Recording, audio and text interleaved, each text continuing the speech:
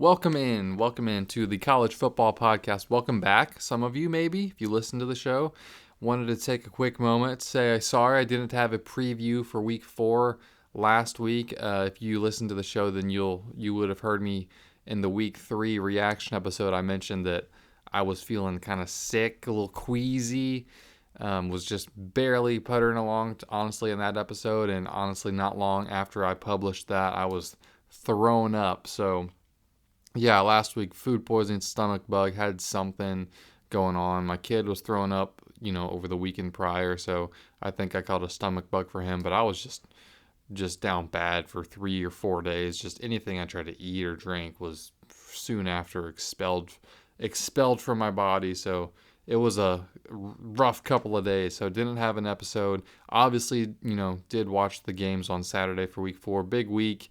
Not a lot of crazy, but, had some, mostly everything that was kind of expected, at least in my eyes, happened. Not, nothing real insane, so I will touch on that, though, here in this episode. I wanted to get to my updated top 25. I'll do just kind of a quick reaction to Week 4 because, we're kind of moving on later in the week here. We're, Tuesday, so everyone's starting to look ahead to the monster that Week 5 is going to be. So without further ado, let's get into this. All right. Gonna start with my updated top 25 rankings. We'll put the graphic out a little later today on X and on Instagram at Campus Pigskin. Make sure you're following there. But I got a new number one team in the country, and it's based more off of just resume. Yeah, I think Ohio State is really good, but, they've played who they've played, not necessarily their fault. I kind of hate when people say they've only played their schedule. It's not their fault who they schedule. It's like, well, they make the schedule. So, especially, in the out of conference. I know conference is different, but whatever. So mostly just because they haven't really played anyone since Texas and other teams have, I got Ohio State falling the new number one in Miami.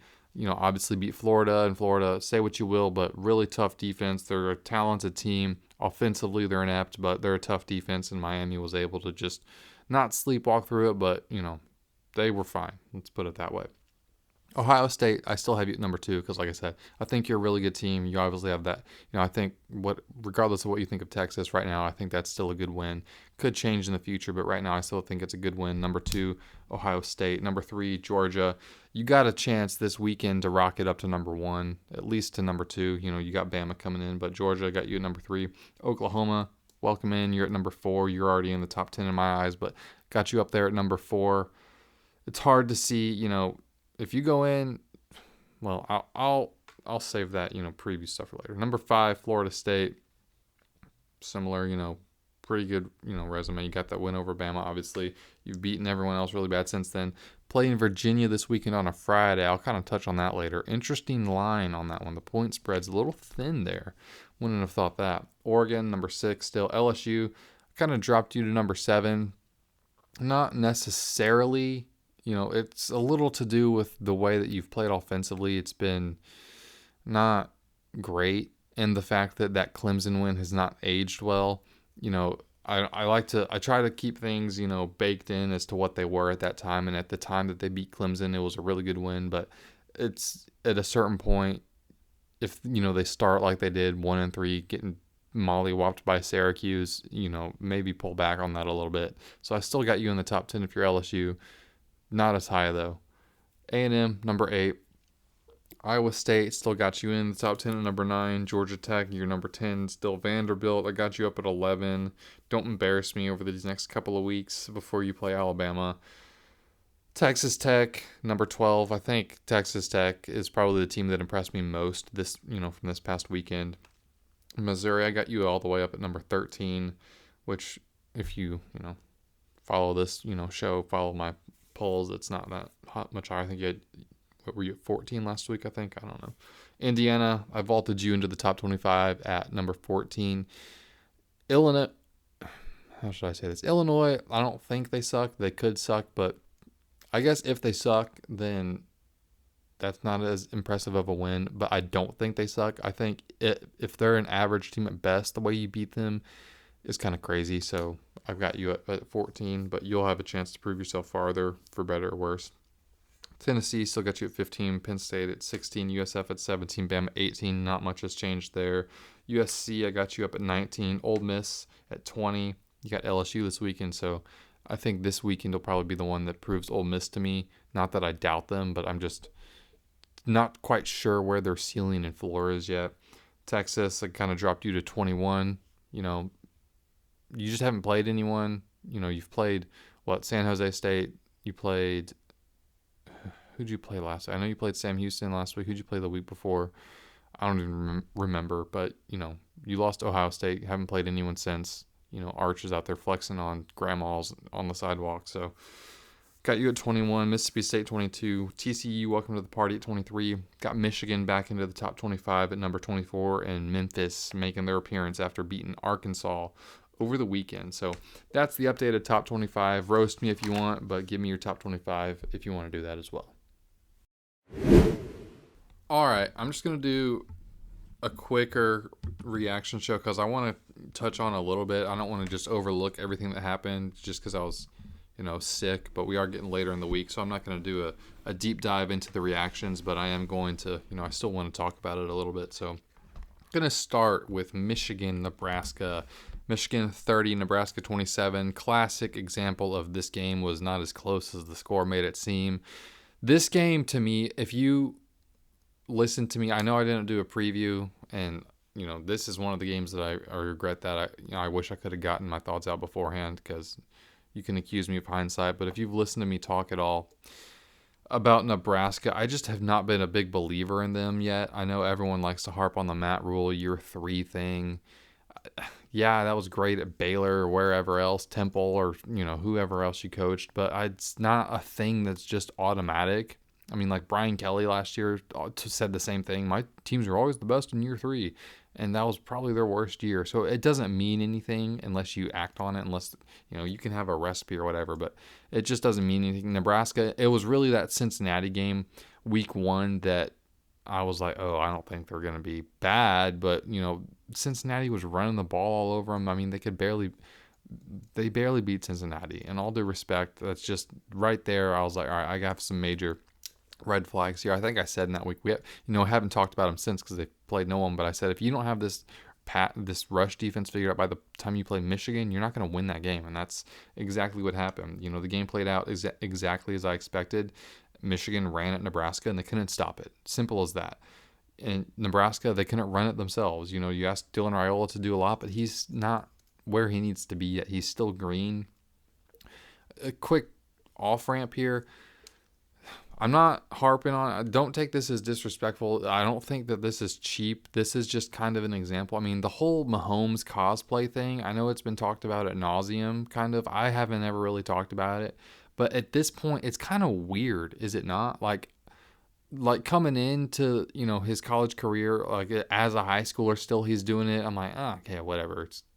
He's just young. It's an immature thing to do. But he's still doing it, and it's weird. Like, he's still acting like him. He's still dressing out exactly like him. Like, everything he does, it's like he emulates his whole image after him still, which is fine. You have role models, you have people you emulate, but at a certain point, you got to grow up a little bit. You got to be your own person. Like, emulate them, fine, but at this point, it's just kind of weird. And frankly, the key point that I want to touch on is, to me, it symbolizes a lack of maturity for him to sit out there and cosplay as Mahomes still to the extent that he does. To me, like I said, it's just a symbol of his immaturity. And that's not a shot. That's not a slight. You can grow, you can mature, you can get better, you can change, whatever. I'm just saying, in this moment in time, that's like one of the main indicators. And you combine that with his play on the field, and I think it's pretty obvious what's going on. He's just not matured very much as a quarterback yet. He's developed a little bit physically, like he's a little more refined, but by no means is he, light years ahead. Not that he has to be, but he's not close to where he needs to be yet as a quarterback to win these big games, and I think that was obvious on Saturday. It didn't help that Nebraska couldn't run the ball at all, so it's not all on him, but there is still some immaturity there that needs to get worked out. He needs to grow more. They're just asking him to do too much. They're not complimentary enough. And I don't think that the talent roster is where it needs to be yet at Nebraska. I think it needs, improvement. Michigan, for Bryce Underwood, I think he threw for just over 100 yards. And other than which he didn't have a great day throwing the ball, but he ran around on you a little bit. But those the running backs, they just ran it down your throat. There was a couple plays they popped long runs off, and that with the just in between stuff. This game for me, at no point during this game, regardless of the momentum, regardless of the score, at no point in this game did I ever for even a second feel like Michigan was not in control and going to win this football game. Not after the Hail Mary, nothing. Like at no point was that was cool. It's fun to watch, but I didn't. Not that I didn't flinch, but I never even flinched for a second in my thought that Michigan was going to win this football game, and it's because Nebraska just looked toothless out there to me. So I'm not a Nebraska hater or anything. That's just my takeaway from the game. So another team that looked toothless, honestly, was Utah, and I didn't expect that. And I've been high on Texas Tech all offseason, all year so far. I've been high on Texas Tech. I've been talking them up. I have them high up in my rankings. But for some reason last week, I just bought into the whole, Utah physicality thing. And I just bought into it. I bought into the doubt around Texas Tech in that arena. And they proved me wrong. Texas Tech, they went out there, they matched them physically and then some. And they, were better on offense and more explosive on offense combined with that physicality. And that was, really that's why we got the result we got. So, Texas Tech, they, like I said, the line of scrimmage, questions answered there. Really the question became at a certain point, whenever Texas Tech matched them, can Utah stop them? And the obvious answer, it was no. They couldn't. They couldn't stop them through the air. So Utah, a lot of mistakes from both teams, really. A lot of turnovers in this game. I felt like every time I peeked my eyes over at this, I always have multiple screens, and I feel like every time I looked over at this, there was a turnover. But, final 34-10, and that's a pretty big gap and pretty big point differential there, and that didn't really kind of come to fruition until the end of the game. But that's about how the game felt the whole time. It never felt close, even when the score said it was close. So another game that was kind of like that was Missouri South Carolina, although this one was a little bit more back and forth. For Missouri, I think you get a quality win here. South Carolina's I think that they're a quality opponent, although I'm becoming increasingly doubtful of them, coming off losses to Vanderbilt and now Missouri. I think Ahmad Hardy, though, obviously he's the truth at Missouri. 22 carries for 138 yards, 6.3 per carry, and his long run was 38 yards. So Missouri, they're just playing good complementary football right now. Bo Prabula can kind of move around with his legs when he needs to. He can throw the ball well. They got a really good running back there, and I think Missouri Green, their left tackle's out for this game. Caden Green, is that what his first name is? I got him confused with Kenyon Green, the Texans, or I guess he doesn't play for the Texans anymore. Anyways, their tackle was out, so, and they held up well enough. So South Carolina, they just are kind of top heavy, with good special teams. They're just a top heavy team with good special teams. They got a good quarterback, obviously, good receiver. They got Dylan Sampson on. That's not his name. Anyways, I'm not gonna cut this out. I'm going to let myself be embarrassed by that. Forget his name. Dylan, is it Sampson? Oh, man, it's driving me crazy. I can't think of his last name, but you know who I'm talking about. On the defensive side of the ball, they're just top heavy. There's not a lot, in between the, the top and the bottom of their team. There's not a lot of meat in the middle. So take that as offensive, if you will. But talking about not a lot of meat left on the contract, well, I guess if you're talking about buyout, then there is, but Billy Napier, he's still the head coach at Florida, I hear. 2 takeaways from this game with them in Miami is that Miami is my number 1 team in the country. I already talked about that. And that Florida is just going nowhere fast. I said a couple weeks ago, I don't wish, staff changes, firings of head coaches affect a lot more people than the head coach, and the people that they affect outside of the head coach are impacted a lot worse. A lot of staff, people, families, kids, whatever. So it's not a pretty thing when someone's fired because it affects the whole organization. But at a certain point, you can only lose so many games. And Florida, I don't think Florida is going to fire him until the season's over. unless it just gets real toxic and just egregious, like unless something, unless the downtrend just rapidly, I guess, accelerates, then I don't think they're going to fire him before the end of the season. Because I mean, we're in a bye week right now, and you would think that if they were to fire him, that a bye week would be the week, because at least you have 2 weeks to kind of prepare for the next opponent. You have 2 weeks to get your ducks in a row, for the interim staff and everything. And I think they still have another bye week at some point, but it's obvious that they're going nowhere fast. It's obvious that offense is the problem. Defense is playing really good. It's obvious that offense is the problem here. And, that's an indictment on Billy more than anything else. Still a lot of the same procedural stuff. And I don't know what's going on with DJ Lagway. He's back in the boot this week, so a walking boot. So he's already, his health is already a concern for the game against Texas coming up. But they're going nowhere fast, and I don't know what they're waiting for at this point. But I would expect him to be there until the end of the season, unless maybe they take the next bye week as, take the opportunity next time around, which is possible. So, but until at least then, I wouldn't expect any moves to be made, unfortunately for Florida fans. Speaking of unfortunate, you had a lot of penalties in this Auburn-Oklahoma game, which has been harped on to no end at pretty much every corner of college football media. So I'm not going to harp on it too much, but, if you take away that touchdown, that Oklahoma had on that play where they were fake subbing or whatever they were doing, then, you're looking at tied at the end of the fourth quarter going into overtime. So you didn't play well enough to beat them outside of that. Auburn missed a lot of balls. Auburn, as in Jackson Arnold, he missed a lot of balls that, could have been touchdowns or could have been long, explosive plays. So it's not all on the refs here. Jackson Arnold was, contributed plenty with his inaccuracy to the loss here. Other than that, though, he did overall, I think he showed some improvement throwing the ball, which, for Auburn fans is good to see.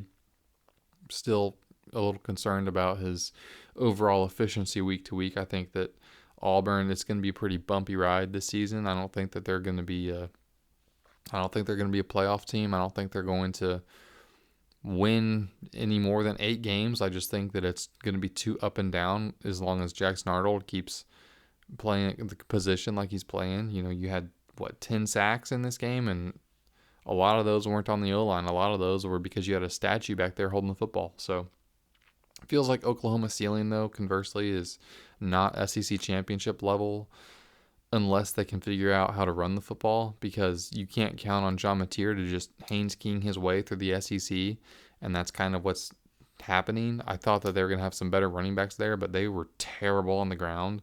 I mean, OU as a team was 26 carries for 32 yards. That does include lost yardage, but John Mateer himself was 10 carries for 29 yards. So outside of those 10 carries for 29 yards, OU as a team rushed for an additional 3 yards. That's not going to fly, man. If you want to win an SEC championship, that's not going to fly. Whenever you go and play Texas and they, and you can't run the ball and they make you one-dimensional and you have to pass, are you going to be able to beat them through the air with John Mateer? Maybe. What's Arch Manning doing?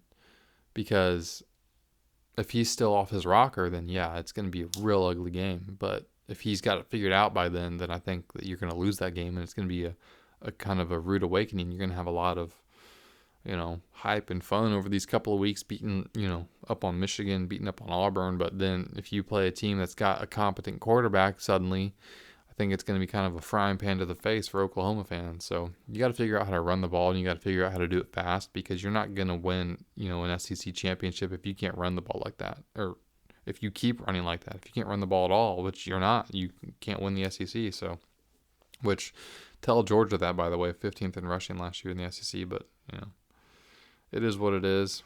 Regardless, that's all of the reaction stuff I'm going to get to. I just kind of rambled on there, so if you enjoyed it, let me know. I'll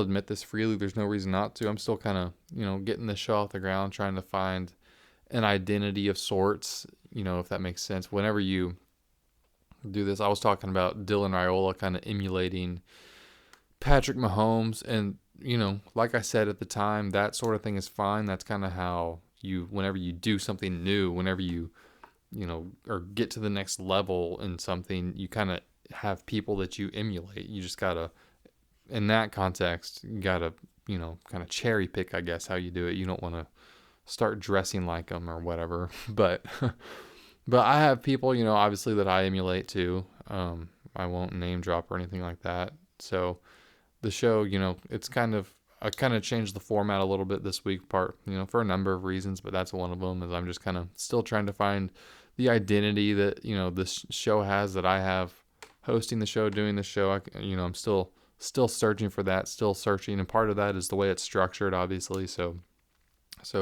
if you enjoyed anything about this, then let me know. Let me know if any thoughts or any criticisms you have. I know a lot of the areas I need to get better in as a host for this sort of thing, but overall identity is, still something I'm trying to get worked out right now too, working out the kinks of that.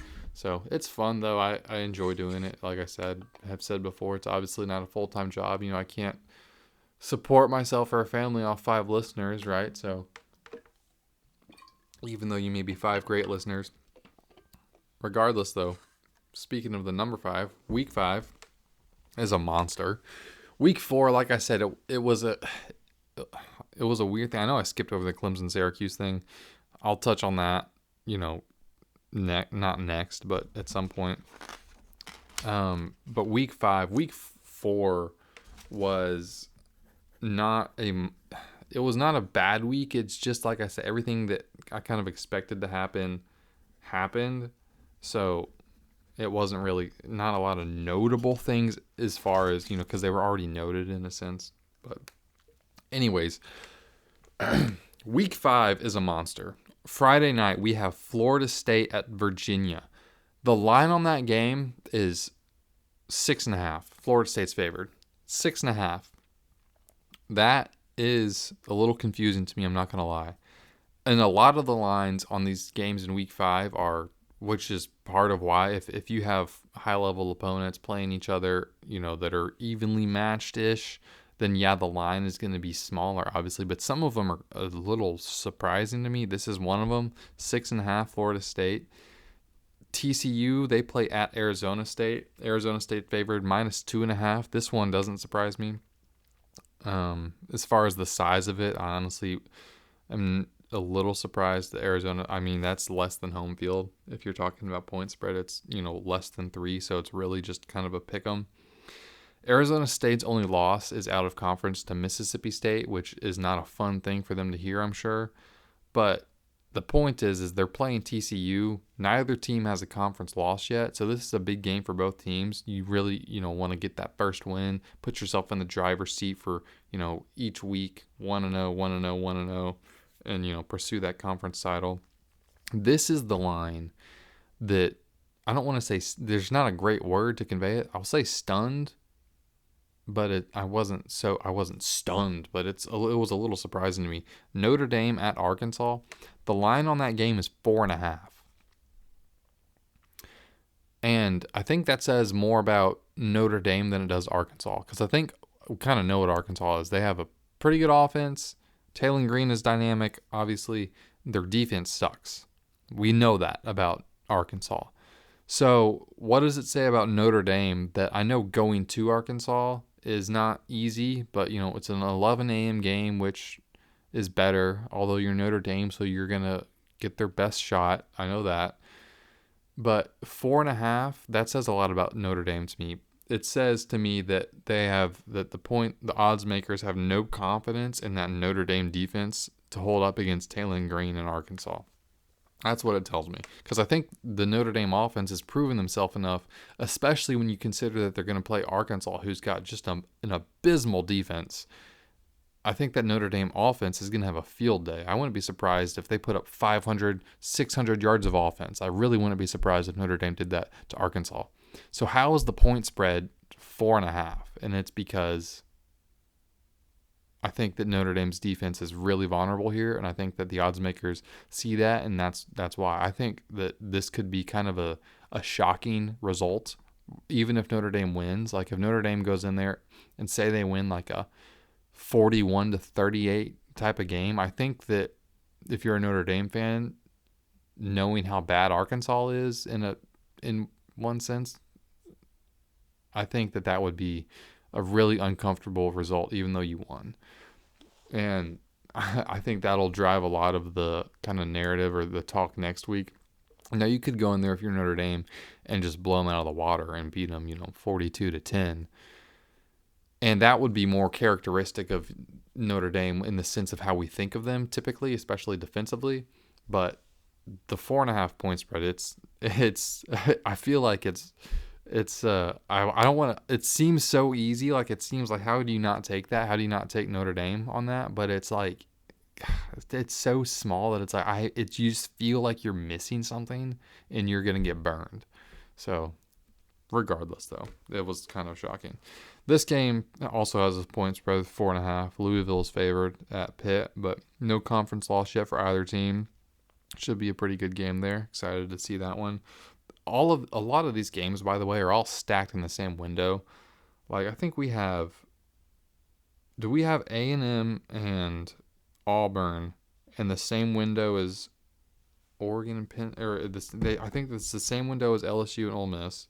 Let me pull up ESPN. I know that this is not cool. So yeah, no. Oregon and Penn State, Alabama and Georgia both kick at 6:30. That's so disappointing. I have multiple screens up at a time, but it's really hard to focus deeply on more than one game at a time. And it's like, I want to watch both of those deeply in the moment. But like LSU, Ole Miss, kick at 2:30. Ohio State, Washington, kick at 2:30. A&M, Auburn, kick at 2:30. It's like, God, those are 3 games that could be headliners of any given week, and they all kick off at the same time this week. God, how terrible it is to be rich with college football games. Ohio State is a 9.5 point favorite at Washington this week. This is a game that I think could be another one of those games that kind of shocks the people, changes the narrative around a team or a conference. And I think that because, I think Washington could definitely keep this close and win this game. It's just going to depend on how good Ohio State's defense actually is. And I think they were very good. They're very good against Texas, but then they kind of spent the next couple of weeks sleepwalking. How did they come out of that sleep is really the question to me. LSU, they go to Ole Miss this week, and they're Ole Miss, the Rebs there favored by 1.5. So that game's just a pick 'em, which Lane Kiffin says take the over, by the way, which is really funny. His daughter, Landry Kiffin, apparently is dating Whit Weeks on, LSU linebacker, and decided to go public with that this week. And Lane Kiffin or I guess he just commented on it and said, take the over. So that's pretty funny. I did, by the way. I promptly took the over, I think at 54.5. So, which I'm a little skeptical of LSU's defense. I'm not going to lie to you. After that week 1 game, I was like, they think they maybe got some things figured out. And then against Florida, that was really just more, I think, on Florida than LSU's defense. So I'm questioning LSU's defense. And I think that, I don't know how many teams on their schedule are equipped to fully expose that defense, but I think that Ole Miss is one of them. We get that this weekend. So Indiana is a 7.5 point favorite at Iowa. Again, no team here has a conference loss. I am interested to see what Indiana looks like against Iowa after that game they had last week, because if they go out and they put up 60, they hang 60 on Iowa and hold Iowa to, under 10 points, which shouldn't be hard. I think I could probably figure that out for them. Then what is Indiana? That's a crazy thought. We'll talk about that later. Tennessee and Mississippi State. Tennessee's only a 7.5 point favorite, which I kind of paused at that. Auburn at A&M. A&M a 6.5 point favorite. That seems right to me. I feel like maybe too much on A&M there. I feel like that should be a little thinner, just because defensively they're still questionable to me. Arizona, Iowa State. Again, this should be a good game. No team has lost in conference yet. Iowa State's a 5.5 point favorite. Oregon at Penn State. I can't wait to break this one down here in a couple days. Oregon at Penn State. Penn State 3.5 points. Alabama at Georgia. Georgia is 2.5 points. Kentucky at South Carolina. South Carolina 6.5 points. This could be the game that just derails South Carolina's season. The loss that there's no coming back from is this week for South Carolina if you lose to Kentucky. So let's just get that out of the way. The point in all that, if you've listened to me go on about this for this long, is just to say that there's a lot of games that kind of, the point spread kind of gives me pause. A lot of games that are closer, I think, than people are giving them credit for, or maybe they're going to come Saturday. If you're a casual fan, you're going to see a lot of these results and you're just going to be, very confused. I'll just put it that way. So, but if you listen to this show, you won't be. So, like I said, working out the identity a little bit, got a new segment type the deal I'm going to kind of try to, but I wanted to give a quick, note, a quick thought out there about Clemson and Syracuse. This is one of the results that I say that there's no result that really was surprising last Saturday, on Saturday. This is one that kind of was. It's not surprising to me that Syracuse won, and it's not even the score that's really that surprising to me. It's more of just the inefficiency, the inadequacy of Clemson as a football team just the way they played this game. It just felt like there's a gear there that they need to hit that they just don't have. Like, it feels like they need to throw it into sixth gear, and they don't have one that goes past 4. And they didn't even hit that fourth gear a lot of the time. That's what Clemson football feels like to me right now. And it's a little odd because, I talked a lot in the offseason about how this team returns so much and what they return is talented. We know what they are. If they just kind of take a collective step, which is a lot easier said than done, even if they stayed the same, but I thought they would have been better than this year. Even if they were what they were last year, I thought they would have been better. Maybe they are, and it's just everyone else around them elevated. Maybe it's that simple. But there just doesn't seem like it doesn't seem like that step happened. I guess they reached their ceiling with what they can get out of this team. And if you don't have to step back to have a worse season, everyone around you just has to elevate, and those margins are thinner and thinner, and some of them break. And maybe that's just what happened here. But like I said, seems like they need to be able to hit that sixth gear in some of these games, and they can't go past 4, and they don't even touch that a lot. So I don't know what to expect going forward with Clemson. This season, I would expect a lot of chirping from fans, from opposing fan bases. I would expect a lot of chirping about how Clemson doesn't have it anymore. It's been a thing for a while now. It's been a talking point that Dabo has lost it, that the game has passed him by.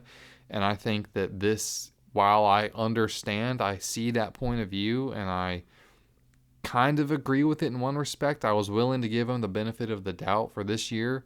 One more season, you've got all this returning. Maybe this one more season you can really elevate again, and you can reach the top of that mountain like you had in the past. But they're not going to. It's September 23rd, and they've got 3 losses. So 2 of them in conference, by the way. It's not like, hey, they still have their conference, road in front of them, like some of these teams. 2 of those are in conference. So the odds of them even making their conference championship game at this point are slim whenever you have teams out there like Miami and Florida State playing the kind of ball that they're playing, and they don't play each other. So the first time they play each other will probably be in the conference championship game.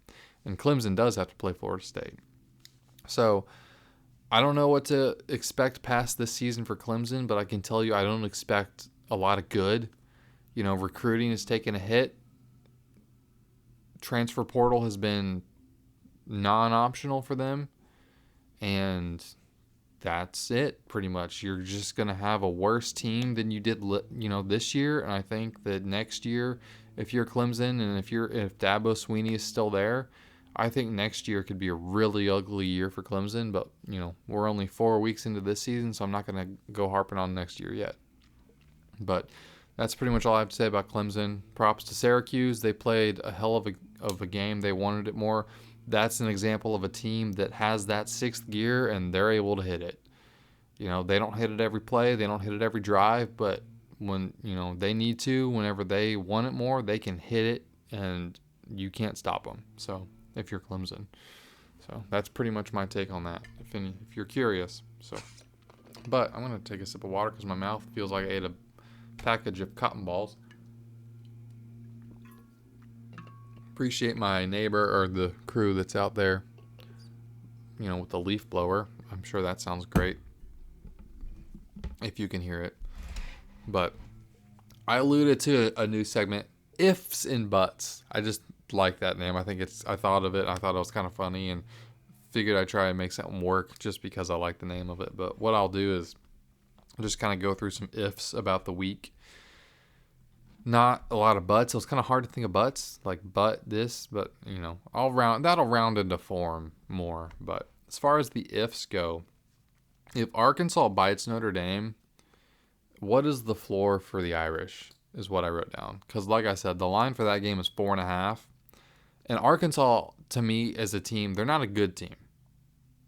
They're going to bite someone. They're going to catch someone in just the right context. Someone who's, missing a key player, or they're on their, fifth game, which doesn't apply here, but they're on their fifth game in a row and it's on the road and they got to go to Arkansas and they're worn out and Arkansas just bites them. Like, I think something like that's going to happen this year.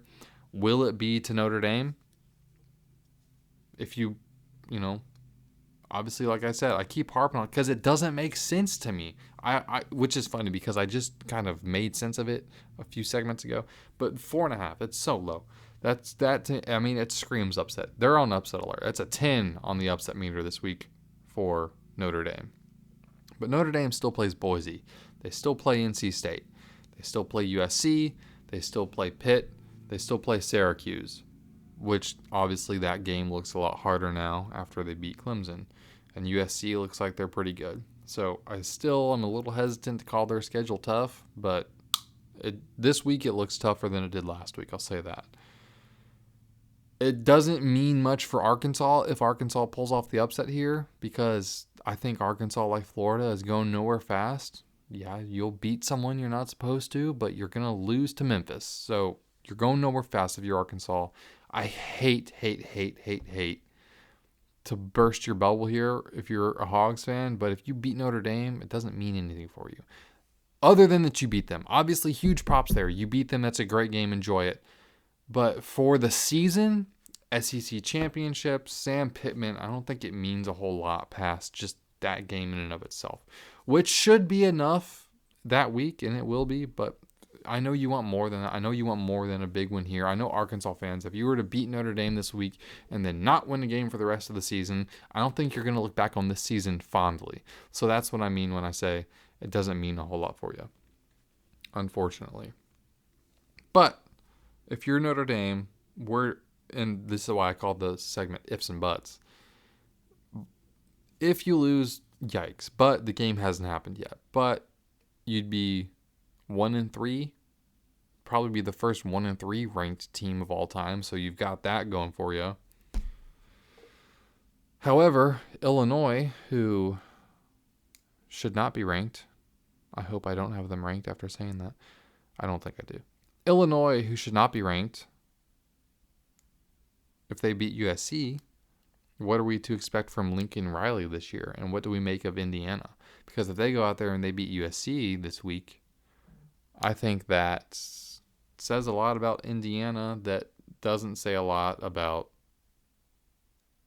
USC, I guess, is how you would describe that. Because USC still plays a tough schedule. And I know the transitive property of college football is it's not something that you want to hang a whole lot of weight on, but it is an interesting concept. And I don't know. I guess that would mean Indiana's probably a pretty good team. But if Washington pulls the upset over Ohio State, the Big Ten picture just got so murky and so much more competitive than we thought. And I honestly, for that sake, I hope it happens. For the sake of the Big Ten picture as a whole, it would make the conference so much more fun to watch because, each week we go in and out, and we talk about games, and most of them revolve around like the SEC or the Big 12 or maybe an SEC, ACC out of conference or whatever. Like the Big 10, there's just not a lot that pops off, the screen. It's not to say they haven't had good games so far, but we just had Michigan, Nebraska. That was probably the best one we've had so far that's in conference. Is that fair to say? I know we had Iowa, Rutgers. I don't know. If Ole Miss beats LSU, A, props to Lane Kiffin, but B, I think that we would have LSU overrated. Where are they rated? They're rated 7th right now for me, or ranked, I guess, if you're a nitpicker of language between power rankings or power ratings and rankings. If Indiana mollywops Iowa, where do they fall in the Big Ten? Is that the number 2 team in the Big Ten? Number 1 team in the Big Ten? If Indiana mollywops Iowa the way that they've played so far in conference, which has just been Illinois. I don't know. If Mississippi State beats Tennessee, the SEC is in for some all-time parity, I think, because a lot of seasons were kind of looked at, predicated on the fact that Mississippi State was not going to be good, and if they're out there beating Tennessee, then I think that's going to really throw a wrench kind of into things there. And if Oregon beats Penn State, what is the talk about James Franklin, and how toxic is it? Probably pretty bad. I think, let me tell you about this. Penn State needs so badly to beat Oregon this week. They so badly need to beat them. And I'll leave it there because we're going to preview that game probably on Thursday. But if Georgia mollywops Bama and Bama leaves September with 2 losses, what? I don't know. It's just fun to say. It's a fun concept to think about. They've been good for so long. They deserve some pain if you're Alabama. So I know that this was an unconventional show. I know that I kind of, like I said, rambled on in a sense there. But I appreciate you listening if you did, especially this far. I'm still trying to find the identity of the show, and I don't want to get in a habit of just kind of doing the same kind of structure and just kind of doing a show based off that structure every week when I'm still trying to find that identity. I want to stay kind of fluid in how I do things, how I talk about things, and I think through that I'll grow and be able to kind of find the money zone for as far as interest and fun and engagement for how the show goes. So, but with that being said, thank you for listening to this episode of the College Football Podcast. Make sure to click all the follows on all the social media channels and follow me on Twitter at Campus Pigskin. Until next time, I'm planning to be back with an episode on Thursday. Could get sick again, probably won't though. But until then, thank you for listening.